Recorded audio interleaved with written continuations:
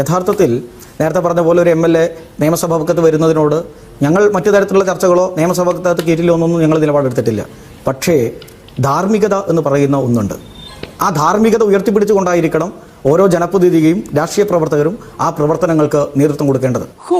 മനോഹരം, ഗംഭീരം. പക്ഷെ ധാർമ്മികത ഉയർത്തിപ്പിടിക്കേണ്ട ഒരു ഘട്ടത്തിൽ ആ ഉയർത്തിപ്പിടിക്കാതെ കപട സ്ത്രീപക്ഷ നിലപാട് ഉയർത്തിപ്പിടിക്കുന്ന ഒരു പ്രസ്ഥാനമായിട്ട് കേരളത്തിലെ കോൺഗ്രസ് മാറിയിട്ടുണ്ടോ എന്ന ചോദ്യമാണ് സ്വാഭാവികമായിട്ടും കേരളത്തിലെ ജനങ്ങൾ ചോദിക്കുക. ഇത് കോൺഗ്രസ് നേതാക്കന്മാർ കാണുകയാണ്. അല്ലെ പറയട്ടെ, കോൺഗ്രസിന്റെ നേതൃത്വം പറയട്ടെ, ഇത് ഇദ്ദേഹത്തിന്റെ ശബ്ദമല്ല എന്ന് പറയാൻ കോൺഗ്രസിന് ഒരു നേതൃത്വത്തിനും സാധിച്ചിട്ടില്ല.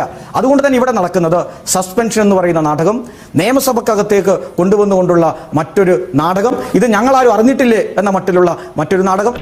VD സതീശൻ വ്യക്തിപരമായിട്ടുള്ള ആക്ഷേപം VD സതീശന് പരാതി കിട്ടിയെന്നാണ് നിങ്ങൾ പറയുന്നത്. VD സതീശന് വ്യക്തിപരമായി പരാതി കൊടുത്ത ആരെങ്കിലും നിങ്ങൾക്കറിയോ? VD സതീശനോട് പലരും പല ആളുകളെ കുറിച്ചിട്ടും വ്യക്തിപരമായ ആക്ഷേപങ്ങൾ ഉന്നയിക്കും. ആ ആക്ഷേപങ്ങൾക്ക് അപ്പുറത്ത് പിന്നീട് ഒരു ഘട്ടം കഴിയുമ്പോൾ വലിയ വാർത്തകൾ വരും. ഒരുപാട് ആളുകൾ ഒരേ സമയം ആക്ഷേപം ഉന്നയിക്കുമ്പോഴാണ് അതൊരു സംഘടനാ നടപടിയുടെ ഘട്ടത്തിലേക്ക് വരിക. അല്ലെങ്കിൽ എന്നോട് പലരും പ്രശാന്തിനെ കുറിച്ച് പറഞ്ഞിട്ടുണ്ട്. അപ്പൊ അതിനപ്പുറത്ത് ഒരു വലിയ ഒരു ആരോപണം എന്നുള്ള നിലയ്ക്ക് വലിയൊരു ക്യാമ്പയിൻ വരുമ്പോൾ അതിന്റെ ഗൗരവം ബോധ്യപ്പെടുമ്പോൾ ചിലപ്പോൾ സംഘടനാപരമായി നടപടി എടുക്കേണ്ടതാണെങ്കിൽ, ഇനി അതിനപ്പുറത്ത് പരാതിക്കാരുണ്ടെന്ന് നിങ്ങൾക്ക് ബോധ്യമുണ്ടെങ്കിൽ ആ പരാതിക്കാർക്ക് കേന്ദ്രം ഭരിക്കുന്ന പാർട്ടിയും സംസ്ഥാനം ഭരിക്കുന്ന പാർട്ടിയും പിന്തുണ കൊടുത്ത് ഈ രാജ്യത്തിന്റെ നിയമവ്യവസ്ഥ അനുശാസിക്കുന്ന വിധം പരാതി രജിസ്റ്റർ ചെയ്ത് ക്രിമിനൽ കേസെടുത്ത് രാഹുൽ മാങ്കൂട്ടത്തിൽ ഇനി അങ്ങോട്ടൊരു ദിവസം പോലും കേരളത്തിന്റെ നിയമസഭയുടെ പടിക്കെട്ട് കയറാൻ സമ്മതിക്കാത്ത വിധം നിങ്ങൾ അയാളെ ജയിലിൽ അടക്കണമെന്നേ, അയാളെ ശിക്ഷിക്കണമെന്നേ, അതല്ലേ ചെയ്യേണ്ടത്? അതിന് പകരം പരാതി ഉണ്ട്, അവിടെ കേട്ടു ഇവിടെ കേട്ടു എന്ന് പറയുന്നതിന് പകരം നിങ്ങൾക്ക് അങ്ങനെ ഒരു നടപടി സ്വീകരിക്കാൻ പറ്റണ്ടേ? ഇത് ആരോപണങ്ങളുടെ പുറത്ത് നിങ്ങൾ അങ്ങ് ചാടി ഇറങ്ങുമ്പോൾ BJPയുടെ രാഹുൽ മാങ്കൂട്ടത്തിനെതിരെ മത്സരിച്ച് തോറ്റ ശ്രീകൃഷ്ണകുമാറിനെതിരെ പ്രധാനമന്ത്രിക്ക് പരാതി പോയിട്ടുണ്ട്. ആ പരാതിക്കാരി ആ പരാതിയിൽ ഇപ്പോഴും ഉറച്ചു നിൽക്കുന്നു. നിങ്ങൾ എന്ത് നടപടിയെടുക്കും? ഇനി CPMന്റെ പ്രതിനിധി പറഞ്ഞ എന്താ? ധാർമ്മികത ഉയർത്തിപ്പിടിച്ചുകൊണ്ട് രാഹുൽ മാങ്കൂട്ടത്തിൽ മാറി നിൽക്കണം. ഇവിടെ ഞാൻ ഒന്ന് രണ്ട് കാര്യം പറയാനുണ്ട് നിഷ. ധാർമ്മികത ഉയർത്തിപ്പിടിച്ചത് ഒന്ന് ഭരണഘടന, ഇന്ത്യൻ ഭരണഘടന കുന്തവും കുടച്ചക്രമാണെന്ന് പറഞ്ഞ ആ സതി ചെറിയാൻ ധാർമ്മികത ഉയർത്തിപ്പിടിച്ച് ആദ്യം രാജിവെച്ചു. അതേ ധാർമ്മികത ഉയർത്തിപ്പിടിച്ചുകൊണ്ട് അതേ ഭരണഘടനയെ തൊട്ട് വീണ്ടും സത്യപ്രതിജ്ഞ ചെയ്തു. ഏതാണ് ഇവരുടെ യഥാർത്ഥ ധാർമ്മികത? ഇനി രണ്ടാമത്തത്, ധാർമ്മികത ഉയർത്തിപ്പിടിച്ച് പോരാടിയ മറ്റൊരാളുണ്ട്, വിദ്യാഭ്യാസ മന്ത്രി ശിവൻകുട്ടി. അദ്ദേഹത്തിന്റെ പോരാട്ടത്തിന്റെ ചിത്രം ഇന്ന് കേരളം മുഴുവൻ വൈറലായിക്കൊണ്ടിരിക്കുക. അന്ന് അദ്ദേഹം മുണ്ട് മടക്കി കുത്തി ധാർമ്മികത ഉയർത്തിപ്പിടിച്ചു. ഇന്ന് അദ്ദേഹം തന്നെയാണ് രാഹുൽ മാങ്കൂട്ടത്തിന്റെ ധാർമ്മികത ഉയർത്തിപ്പിടിക്കാനുള്ള ഉപദേശം കൊടുക്കുന്നത്. മുകേഷും ശശീന്ദ്രനും ഒക്കെ ഉയർത്തിപ്പിടിച്ച ധാർമ്മികതയാണോ ഞങ്ങൾ ഉയർത്തിപ്പിടിക്കണമെന്ന് പറയുന്നത്? അല്ലെങ്കിൽ ജോസ് തെറ്റയിൽ കേസിൽപ്പെട്ടപ്പോൾ നിങ്ങളുടെ നിലപാട് എന്തായിരുന്നു? നീല ലോഹിതദാസൻ നാടാറിന്റെ കാലത്ത് IAS ഉദ്യോഗസ്ഥർക്ക് പോലും ആക്ഷേപം ഉണ്ടായിരുന്നപ്പോൾ നിങ്ങളുടെ നിലപാട് എന്തായിരുന്നു? അപ്പൊ ഞാൻ ഇതിന് ഇക്വേറ്റ് ചെയ്യാൻ നോക്കുകയല്ല. PK ശശിയും ഉയർത്തിപ്പിടിച്ചതുപോലെയുള്ള ധാർമ്മികതയാണോ ഉയർത്തിപ്പിടിക്കേണ്ടത് എന്നാണ് നിങ്ങളുടെ വാദം? പരാതിക്കാരുണ്ടെങ്കിൽ നിങ്ങളുടെ കേരളത്തിലെ ആഭ്യന്തര വകുപ്പിനെ വിശ്വസിച്ചുകൊണ്ട് അവരെന്തുകൊണ്ട് പരാതി കൊടുക്കുന്നില്ല? ഇനി ധാർമ്മികത ഉയർത്തിപ്പിടിച്ച മറ്റു പോരാട്ടമുണ്ട്. ISRO ചാരക്കേസിന്റെ സമയത്ത് നമ്പി നാരായണനെതിരെ നിങ്ങൾ ഒരുപാട് ആക്ഷേപം ഉന്നയിച്ചില്ലേ? നമ്പി നാരായണന്റെ ചാരക്കേസുമായി ബന്ധപ്പെട്ട് K കരുണാകരൻ മുഖ്യമന്ത്രി പദം രാജിവെച്ചില്ലേ? എന്നിട്ട് ധാർമ്മികതയുടെ പേരിൽ നിങ്ങൾ തിരിച്ചു കൊടുത്തോ? അന്ന് ആക്ഷേപം ഉന്നയിച്ച ഒരാളെങ്കിലും K കരുണാകരനോട് മാപ്പ് പറഞ്ഞോ? ഹരിത S നായരെ ഗണേഷ് കുമാറിനെ ഉപയോഗിച്ചുകൊണ്ട് കത്തിന്റെ നീളം കൂട്ടിക്കൊണ്ട് ഉമ്മൻചാണ്ടിയെ പ്രതിയാക്കിയില്ലേ? പിണറായി വിജയന്റെ 3 അന്വേഷണ ഏജൻസികളും കുറ്റക്കാരനല്ല എന്ന് പറഞ്ഞിട്ടും അവരുടെ പരാതി എഴുതി വാങ്ങിക്കൊണ്ട് CBIക്ക് കേസ് കൊടുത്തില്ലേ? CBI കുറ്റമുക്തരായ ഉമ്മൻചാണ്ടി കുറ്റക്കാരനല്ല.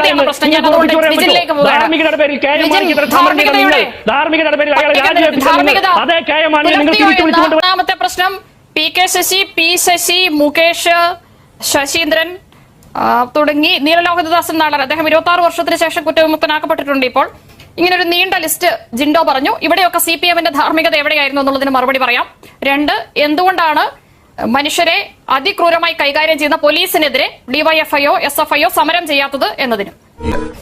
നമ്മുടെ ജിൻഡോ വളരെ മനോഹരമായ ഒരു പ്രസംഗം അവതരിപ്പിച്ച് ഇതിനെ അങ്ങ് വെളുപ്പിച്ചെടുക്കാം എന്ന രീതിയിലാണ് ശ്രമം നടത്തിയത്. ധാർമ്മികതയല്ല, വളരെ കൃത്യമായ നിലപാട് സ്വീകരിച്ച പ്രസ്ഥാനമാണ് CPM. എന്തൊക്കെയാണ് ഈ പറഞ്ഞ പേരുകളെല്ലാം എടുത്തുകൊണ്ട് തന്നെ പറയാം. CPM നിലപാടെന്ത്, കോൺഗ്രസ് എടുത്ത നിലപാടെന്ത്, നിങ്ങളൊരു ചർച്ച ചെയ്യുക. നിങ്ങൾ പല വിഷയങ്ങൾ, ഞാൻ പല പേരുകൾ ഇവിടെ പറയണമെന്ന് ആഗ്രഹിച്ചതല്ല, പല പേരുകളും കേരള നിയമസഭക്കകത്ത് തന്നെ നിങ്ങളുടെ പക്ഷത്ത് ഇന്ന് ഇരിക്കുന്ന ചില ജനപ്രതിനിധികളുമായി ബന്ധപ്പെട്ട് നിൽക്കുന്ന കേസുകളിലെ നിങ്ങളുടെ നിലപാടെന്ത്, ഞങ്ങളുടെ നിലപാടെന്ത്, ഓരോ പേരെടുത്ത് വേണം നമുക്ക് ഡിബേറ്റ് ചെയ്യാം. ഞാനും ജിൻഡോയും ഇരുന്ന് മനോരമ ചാനലിൽ നമുക്ക് ചർച്ച ചെയ്യാം. ആ ധാർമ്മികത എന്ത്, ഈ ധാർമ്മികത എന്ത്, നിങ്ങൾ ഇതൊക്കെ വെച്ചുകൊണ്ട് നിയമസഭയിൽ വിട്ടു നിൽക്കണമെന്ന് ആവശ്യപ്പെട്ടിട്ടുണ്ടോ? അദ്ദേഹം നിയമസഭയിൽ വരുന്നത് ധാർമ്മിക പ്രശ്നം ഉന്നയിച്ചിട്ടുണ്ടോ? PK ശശി അദ്ദേഹത്തെ 6 മാസത്തേക്ക് പാർട്ടിയിൽ നിന്ന് സസ്പെൻഡ് ചെയ്തു. പക്ഷേ അപ്പോഴും അദ്ദേഹത്തെ വേറെ ബ്ലോക്കായെന്ന് വരുത്തിയിട്ടില്ല. അദ്ദേഹം മുന്നണിയുടെ ഭാഗമായി തന്നെ സഭാ നടപടികളിൽ പങ്കെടുത്തു. നമുക്ക് ആദ്യം ഈ 2 പേരുടെ പേര് പറയാം. M Mukesh, PK Sasi. ഇതിൽ വളരെ വ്യക്തമായ ഭാഗമല്ലേ? അതായത് മുകേഷ് MLA ആകുന്നതിന് മുന്നേ ഉണ്ടായ സിനിമാ മേഖല ഒരു വിഷയവുമായി ബന്ധപ്പെട്ടാണ്. അതിന്റെ ചില ഭാഗങ്ങളെ സംബന്ധിച്ച് ശ്രീ രാഹുൽ ഈശ്വർ ചർച്ചയുടെ ഭാഗമായിട്ട് വളരെ വ്യക്തമായി പറഞ്ഞു. കോടതിയിലുണ്ടായ കാര്യങ്ങളെ സംബന്ധിച്ചെല്ലാം ഈ ചർച്ചയിൽ തന്നെ ഇതേ ഡിബേറ്റിൽ തന്നെ ഈ ഡിബേറ്റിൽ പങ്കെടുത്തുകൊണ്ടിരിക്കുന്ന രാഹുൽ ഈശ്വർ പറയുണ്ടായി. അവിടെ തന്നെ കാര്യങ്ങൾ വ്യക്തമായല്ലോ. അദ്ദേഹം വളരെ വ്യക്തമായി പറഞ്ഞല്ലോ.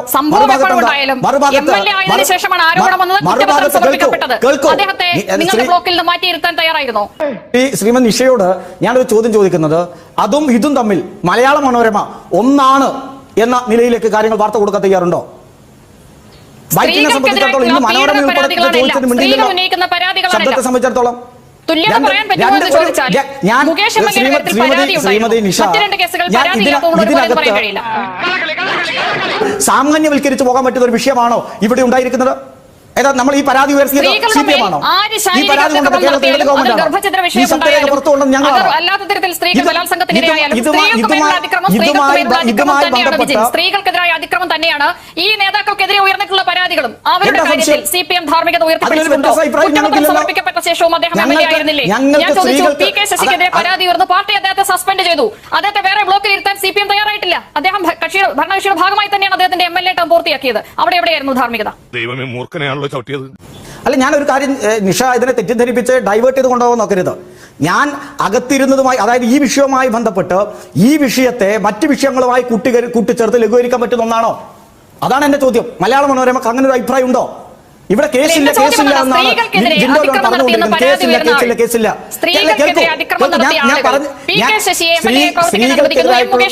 പ്രവർത്തിക്കാൻ അനുവദിക്കുന്നു, രാഹുൽ മാങ്കൂട്ടത്തിനെ മാത്രം മണ്ഡലത്തിൽ ഇറക്കില്ല എന്ന് പറയുമ്പോൾ ആ ധാർമ്മികത എനിക്ക് മനസ്സിലാവുന്നില്ല. അതുകൊണ്ടാണ് ചോദിച്ചത്.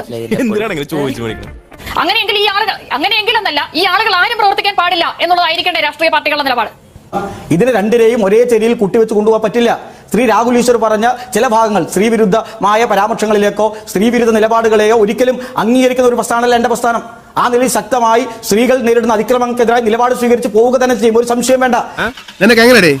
ഇതിനൊക്കെ മാസക്കൂലികൾ തന്നെ. പക്ഷേ നിങ്ങൾ ഇവിടെ പൊതുസാമാന്യവൽക്കരിക്കുക. ജിന്റെ ഇവിടെ പറയുന്നത് കേസുണ്ടോ? ആ ശബ്ദരേഖ അല്ല എന്ന് പറയാൻ തയ്യാറായ മതിയല്ലേ രാഹുൽ? എന്നാ പറയട്ടെ, അത് എന്റേതല്ല ശബ്ദം എന്ന് പറഞ്ഞാൽ ഈ പ്രശ്നങ്ങൾ അവസാനിച്ചില്ലേ? നമ്മൾ പറയുന്നതെല്ലാം തെറ്റായില്ലേ?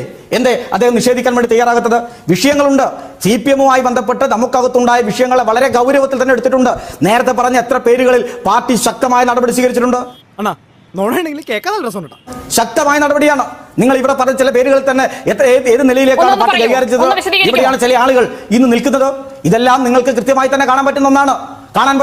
ഏത് പേരെടുത്ത് നോക്കിയാലും മനോരമയ്ക്ക് താല്പര്യമുണ്ട് എന്നെ കൊണ്ട് എല്ലാ പേരുകളും എടുത്ത് ചരിത്രം മറ്റൊരു ഡിബേറ്റിൽ കൃത്യമായി പറഞ്ഞു പോകാൻ സമ്മതിക്കില്ല എന്ന പാർട്ടിയിൽ സസ്പെൻഡ് ചെയ്യപ്പെട്ട ശേഷവും CPM നിലപാടെടുത്തിരുന്നോ? M മുകേഷിനെതിരെ ആരോപണം വന്ന ശേഷം, പരാതി വന്നതിന് ശേഷം, അന്വേഷണം തുടങ്ങിയതിനു ശേഷം അദ്ദേഹത്തെ മണ്ഡലത്തിൽ കാലുകുത്താൻ അനുവദിക്കില്ല നിലപാടെടുത്തില്ല. AK ശശീന്ദ്രന്റെ ഞാൻ പറയണ്ടല്ലോ എങ്ങനെയാണ് കാര്യങ്ങൾ വെളിയിൽ വന്നത് എന്നുള്ളത്. ആ ശബ്ദം കേട്ടതിന് ശേഷവും അദ്ദേഹത്തെ മണ്ഡലത്തിൽ കാലുകുത്താൻ അനുവദിക്കില്ല എന്ന നിലപാട് CPM എടുത്തിരുന്നു. ഞാനൊരു നിഷയോട് ഒരു ചോദ്യം ചോദിക്കുന്നത്, ഞാൻ ഈ ചർച്ചയിൽ ആരെയും ഞാൻ മണ്ഡലത്തിൽ കാലുകുത്താറോ ഞാൻ എവിടെയും കാലുകുത്താൻ അനുവദിക്കില്ല എന്ന് ഞാൻ പറഞ്ഞിട്ടില്ല. നിങ്ങൾ അതിനെ ആ ആംഗിളിലേക്ക് ചർച്ചയെ കൊണ്ടുപോകേണ്ടതില്ല. സ്വാഭാവികമായ പ്രതിഷേധം ഉണ്ടാവും.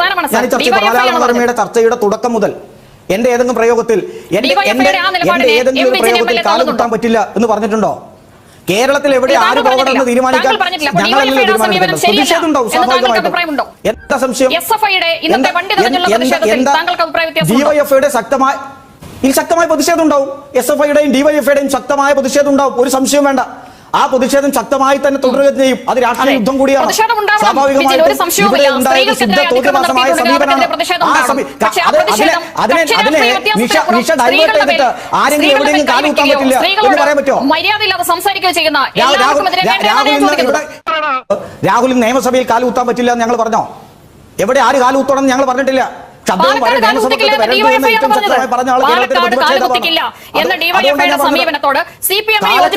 പാലക്കാട് ശക്തമായ പ്രതിഷേധം പാലക്കാട് ശക്തമായ പ്രതിഷേധം ഉയർത്തിക്കൊണ്ടുവരിക തന്നെ ചെയ്യും DYFI. ഒരു സംശയമാണ്. ഇങ്ങനെ കുറ്റാരോപിതനായ ഒരു ശബ്ദരേഖ കേരളം കേട്ട് അമ്പരന്ന് നിൽക്കുന്ന ഒരു സാഹചര്യത്തിൽ അത്തരത്തിലൊരു ജനപ്രതിനിധി കടന്നു വരുമ്പോൾ സ്വാഭാവികമായിട്ട് പ്രതിഷേധം ഉണ്ടാവും, സ്വാഭാവികമായിട്ട് ബഹിഷ്കരണം ഉണ്ടാവും. പക്ഷെ DYFI കാലുകുത്താൻ പോകില്ല എന്ന് ഞാൻ കേട്ടിട്ടില്ല. ആ വാർത്ത അതിനെ നിങ്ങൾ തെറ്റുകൊണ്ടില്ല. ആ മന്ത്രി മണ്ഡലത്തിലെത്തിയപ്പോൾ ഇതേ പ്രതിഷേധം CPM-ന്റെ ഭാഗത്തു നിന്നുണ്ടായിരുന്നു. ഇപ്പോഴും നിയമസഭയിൽ നിങ്ങളുടെ ഭാഗമായിരിക്കുന്ന ഒരു MLA-ക്കെതിരെ കുറ്റപത്രം പോലും സമർപ്പിക്കപ്പെട്ടു. അദ്ദേഹത്തിനെതിരെ ആ മണ്ഡലത്തിൽ എന്തെങ്കിലും പ്രതിഷേധം നടന്നിരുന്നോ? മുമ്പ് ഞാൻ പറഞ്ഞു, മുമ്പ് MLA ആയിരുന്ന PK ശശി അദ്ദേഹത്തിന് ഇപ്പോൾ രാഹുലിനെതിരെ നടപടിയെടുത്തതുപോലെ തന്നെ പാർട്ടി നടപടിയെടുത്തു. അദ്ദേഹത്തിനെതിരെ മണ്ഡലത്തിൽ എന്തെങ്കിലും തരത്തിലുള്ള പ്രതിഷേധം ഉണ്ടായിരുന്നു. അപ്പോൾ സ്ത്രീകളുടെ വിഷയത്തിൽ പാർട്ടി നോക്കിയാണോ നിങ്ങളുടെ പ്രതിഷേധം എന്നുള്ളത് എന്റെ സംശയമുള്ളൂ. അതിപ്പോ ഓരോ കീഴ്വഴക്കങ്ങളാവുമ്പോ ഇപ്പോൾ താങ്കൾ പറഞ്ഞ രാഹുൽ മാങ്കൂട്ടത്തിൽ നിഷേധിച്ചിട്ടില്ല എന്ന് താങ്കൾ പറയുന്ന ശബ്ദ സന്ദേശം, ആ ശബ്ദ സന്ദേശത്തിന്റെ ആധികാരികതയെ കുറിച്ച് ശ്രീ എം വിജയൻ അറിയാവുന്ന കാര്യങ്ങൾ പറയും. മലയാള മനോരമ ഉൾപ്പെടെയുള്ള മാധ്യമങ്ങളിലൂടെ വന്ന ശബ്ദ സന്ദേശം രാഹുൽ നിഷേധിക്കട്ടെ. എനിക്ക് അതിന്റെ മറ്റാധികാരികത ഇപ്പൊ പോയി പരിശോധിക്കേണ്ട കാര്യമുണ്ടോ? എന്നെക്കാൾ പരിശോധിക്കേണ്ട നിങ്ങളാണ്, മാധ്യമപ്രവർത്തകരാണ്. അത് എന്റേതല്ല എന്ന് ശ്രീ രാഹുൽ മാങ്കൂട്ടത്തിൽ പറഞ്ഞ പ്രവർത്തിക്കാൻ അനുവദിക്കില്ല. ധാർമ്മികത ഒക്കെ ചോദിക്കുമ്പോൾ നമുക്ക് വ്യക്തതയില്ലാത്ത കാര്യങ്ങളെ ചൊല്ലി ജനങ്ങൾ തിരഞ്ഞെടുത്ത ജനപ്രതിനിധികളുടെ കാര്യത്തിൽ അത്തരം നിലപാടെടുക്കാൻ കഴിയുമോ എന്നുള്ളത് എനിക്ക് സംശയമുള്ളൂ. ശ്രീ വിജയൻ, രാഹുൽ മാങ്കൂട്ടത്തിൽ എന്തുകൊണ്ട് നിഷേധിക്കുന്നില്ല എന്നുള്ളത് അദ്ദേഹം തന്നെയാണ് മറുപടി പറയുന്നത്. അദ്ദേഹം നിഷേധിക്കുന്നില്ല എന്നുള്ളത് അദ്ദേഹത്തിന്റെ ശബ്ദം തന്നെ ആയിരിക്കും. അപ്പോഴും ആ ശബ്ദം പുറത്തു വന്ന കാര്യം എങ്ങനെയാണ്, എന്താണ് ആ ശബ്ദത്തിന്റെ ബാക്കി ഭാഗങ്ങൾ, ഇതിനെക്കുറിച്ചൊക്കെ അന്വേഷണ സംഘത്തിന് വ്യക്തത വന്നിട്ടുണ്ടോ? എണീറ്റ് വരണ്ടേയിരുന്നു. ഒരു കാര്യം മനോരമയിൽ എഴുതിച്ച് പറഞ്ഞാൽ മതി, രാഹുലിനെ വെള്ളപൂശ ഒറ്റ കാര്യം പറഞ്ഞാൽ മതി. ആ ശബ്ദരേഖ വ്യാജമാണ് എന്ന് മനോരമ പറയുന്നു, ഞങ്ങൾ കണ്ടെത്തിയിരിക്കും. നിങ്ങൾ പറയും. എനിക്കാരെയും വെള്ളയും കറുപ്പും ഒന്നും പൂശേണ്ട കാര്യമില്ല. ഞാൻ എന്റെ മുന്നിലുള്ള വസ്തുതകളെ അടിസ്ഥാനമാക്കി മാത്രമാണ് ചർച്ച ചെയ്യുന്നത്. എന്റെ മുന്നിലുള്ള ഞാൻ അന്വേഷിച്ചു വിജയൻ, മാധ്യമപ്രവർത്തകൻ നിലയിൽ ഞാൻ എന്നെ കൊണ്ട് പറ്റുന്ന രീതിയിൽ എല്ലാം അന്വേഷിച്ചു അതിന്റെ ആധികാരികതയെ കുറിച്ച്. ആർക്കും വ്യക്തതയില്ല. ഒന്നുകിൽ മലയാള മനോരമ പറയൂ അത് കള്ള ശബ്ദരേഖയാണ്, അല്ലെങ്കിൽ ഇതിൽ ആരോപിതനായ ആള് പറയൂ എന്റെ ശബ്ദമല്ല. രണ്ട് ഭാഗങ്ങൾ കഴിഞ്ഞാൽ പിന്നെ നമുക്ക് ഇങ്ങനെ ജനപ്രതിനിധിയെ പ്രവർത്തിക്കാൻ അനുവദിക്കാത്ത തരത്തിൽ ഗൗരവതരമായ കാര്യമാണ് എന്ന് താങ്കൾ പറയുമ്പോൾ ആ കാര്യത്തിൽ താങ്കളുടെ പാർട്ടിക്കുള്ള ബോധ്യം എന്താണെന്നാണ് ഞാൻ ചോദിക്കുന്നത്. ഇത്രയും പറഞ്ഞിട്ട് നിനക്ക് വ്യക്തമായില്ലേ? അവനത് പറയില്ല. പക്ഷെ നിങ്ങൾ സമരം ചെയ്യുമ്പോൾ സമരം ചെയ്യാൻ കാരണമായിട്ടുള്ള തരത്തിൽ നിങ്ങളുടെ മുന്നിൽ അതേക്കുറിച്ചുള്ള തെളിവെന്താണെന്നാണ് ഞാൻ ചോദിച്ചത്. ദീർഘകാലമായ മാധ്യമ പാരമ്പര്യമുള്ള ഒരു സ്ഥാപനമാണ് ആ മന്ത്രി ശശീന്ദ്രനെതിരെ മന്ത്രി ശശീന്ദ്രനായി പുറത്തു വന്ന ശബ്ദ സന്ദേശത്തിന്റെ പുറത്ത് അദ്ദേഹത്തെ തടയുകയോ അദ്ദേഹത്തിന്റെ MLA സ്ഥാനം രാജിവെപ്പിക്കുകയോ ചെയ്തിട്ടില്ല.